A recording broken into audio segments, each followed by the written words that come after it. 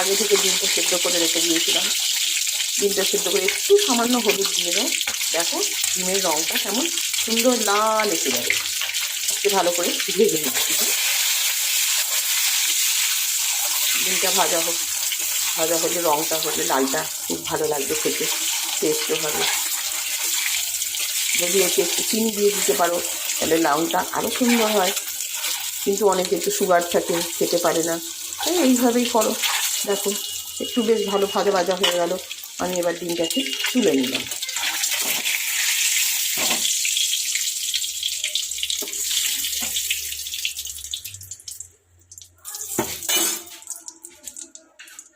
এবার দেখো কুচনো পেঁয়াজ আছে, সেটা দিয়ে দিলাম। ছোটো ছোটো করে পেঁয়াজ কুচিয়ে রেখে দিয়েছিলাম, পেঁয়াজটা দিয়ে দিলাম। দিয়ে ভালো করে এবার ভাজছি। পেঁয়াজ ভাজার সময় একটু নরম করতে গেলে বা তাড়াতাড়ি ভাজতে সেদ্ধ করতে গেলে সামান্য একটু নুন পেঁয়াজে দিয়ে দাও, তাহলে পেঁয়াজটা দেখবে তাড়াতাড়ি সেদ্ধ হয়ে যাচ্ছে, মানে ভাজা হয়ে যাচ্ছে। শীতকালে জানো তো এই ডিমের কাছে রেসিপিটা এত ভালো লাগবে খেতে, ভাবতেই পারবে না কো। কারণ বেশ ভালো করে ধনে পাতা টাতা দিয়ে করতে হবে।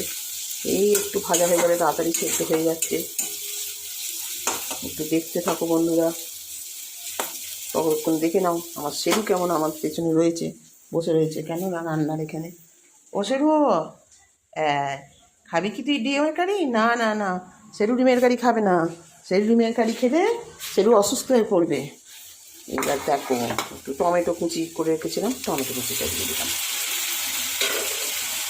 এইবার টমেটো কুচিটা দিয়ে ভালো করে আবার ভাজছি।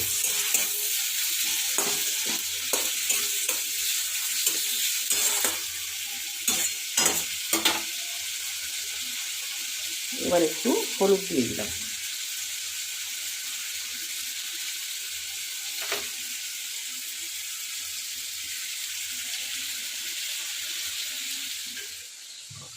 এইবার বন্ধুরা দেখো কেমন ভাজা হয়ে গেছে, পেঁয়াজটা আস্তে করে ভাজা হয়ে গেছে, টমেটোটাও ভালো করে মোটামুটি সেদ্ধ হয়েই গেছে।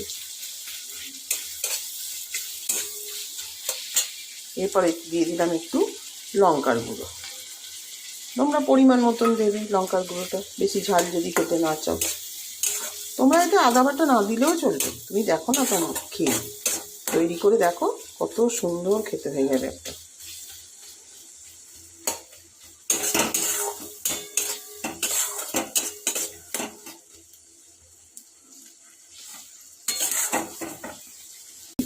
অল্প করে চিনি দিলাম।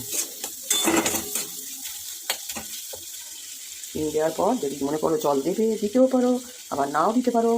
এরপর দেখো তেলটা আস্তে আস্তে ছেড়ে গেছে কেমন, আমি অল্প একটু জল দিচ্ছি, সামান্য একটু জল দিচ্ছি।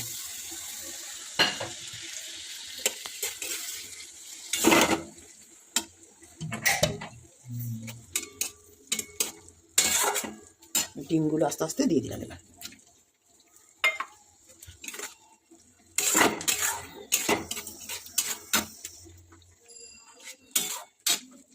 গ্যাসের ফ্লেমটাকে বাড়িয়ে দিলাম।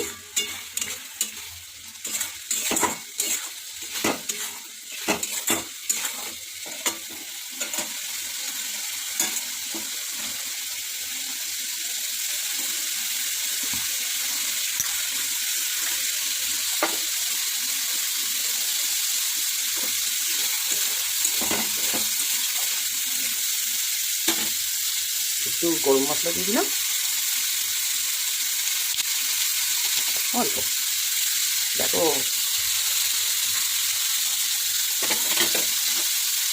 কেমন দেখতে লাগছে। হ্যাঁ এবার চিকেনের পাতা ছেড়ে দিলাম।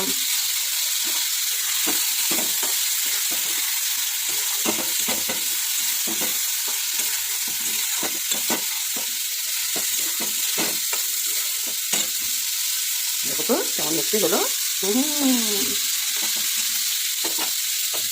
বন্ধুরা এবার দেখো তো কেমন হয়েছে ডিমের কারি। আদা